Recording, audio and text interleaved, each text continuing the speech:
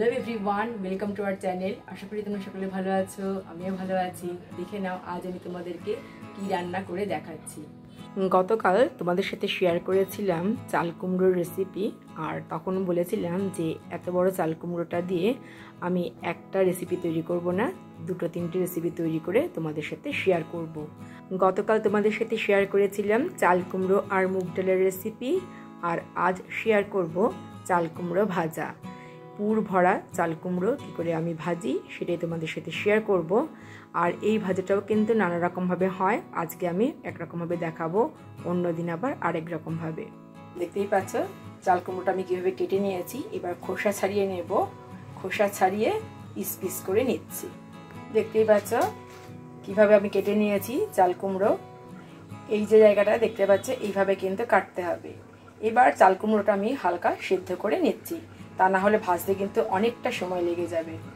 একটা প্যানের মধ্যে নিয়েছি, দিয়ে দিলাম জল আর দেব নুন, একটু মিশিয়ে দেব।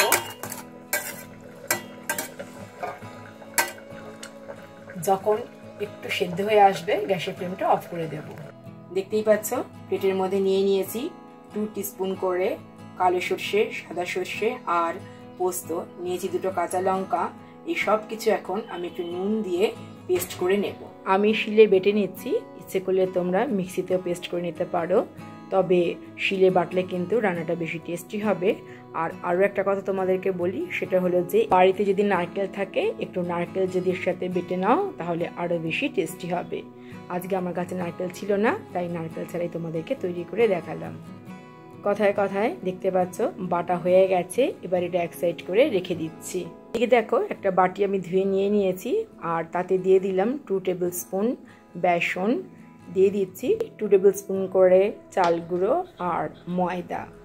নেক্সট আমি অ্যাড করে দিলাম পরিমাণ মতো হলুদ গুঁড়ো, দিয়ে দিলাম অল্প একটু কালো জিরে, আর দিলাম পোস্ত। ইচ্ছে করলে তোমরা পোস্তর পরিবর্তে তিল দিতে পারো। আর দিয়ে দিলাম কাঁচা লঙ্কা, আমি একটা কাঁচা লঙ্কা একটু কুচিয়ে দিয়েছি। ঝালটা অবশ্যই দেবে তোমরা নিজেদের টেস্ট অনুযায়ী। একটু নাড়াচাড়া করে নেবার পরে আমি জল দিয়ে দিলাম। অল্প অল্প করে জল মিশিয়ে আমি মিডিয়াম ঘনত্বের একটা ব্যাটার তৈরি করে নিয়েছি। দেখতেই পাচ্ছ এরকম ব্যাটারটা তৈরি হলে ভাজাটা খুব ভালো হয়। দেখতেই পাচ্ছ খুব ভালো করে সমস্ত ইনগ্রেডিয়েন্টস মেশানো হয়ে গেছে। এবার এটা এক সাইড করে রেখে দিচ্ছি। এবার দেখো চাল কুমড়োর পিসগুলো আমি সেদ্ধ করে নিয়েছি একটা প্লেটে, আর নিয়েছি এখানে সাদা সর্ষে, কালো সর্ষে, পোস্ত আর কাঁচা লঙ্কা বাটা।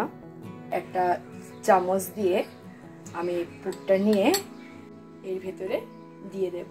কড়াইতে তেলটা দিয়ে নিয়ে তারপর পুরটা আমি ভরে তোমাদেরকে দেখাচ্ছি, দেখিয়ে দিচ্ছি। দেখো সবগুলোর ভেতরে আমি পুর দিয়ে দিয়েছি, দেখতে পাচ্ছ। একটু নুন দিয়ে দেব, হালকা করে একটু নুন মেখে নেব এর মধ্যে। এবার ভাজাটা খাস্তা হওয়ার জন্য আমি ব্যাটারের সাথে অ্যাড করে দিলাম বেকিং পাউডার, খুবই অল্প, খুব ভালো করে মিশিয়ে নিতে হবে।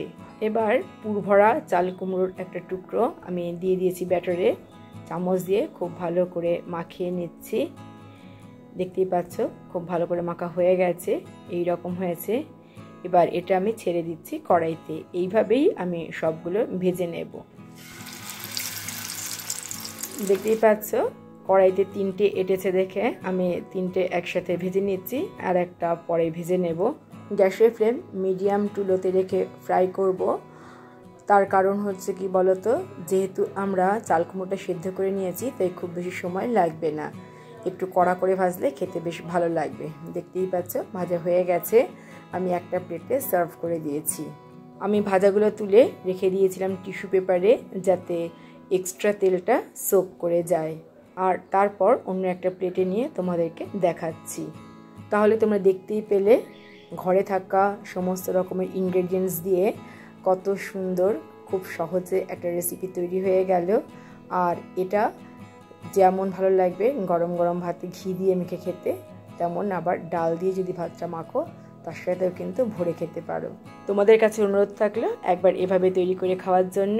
আর ভিডিওটা প্রথম থেকে শেষ পর্যন্ত দেখার জন্য অসংখ্য ধন্যবাদ। আশা করি আজকে রান্নাটা সকলেরই ভালো লেগেছে। তাহলে আজ এই পর্যন্তই, দেখা হবে তোমাদের সাথে আবার নেক্সট ভিডিওতে। ততক্ষণ পর্যন্ত তোমরা সকলে ভালো থেকো, টাটা।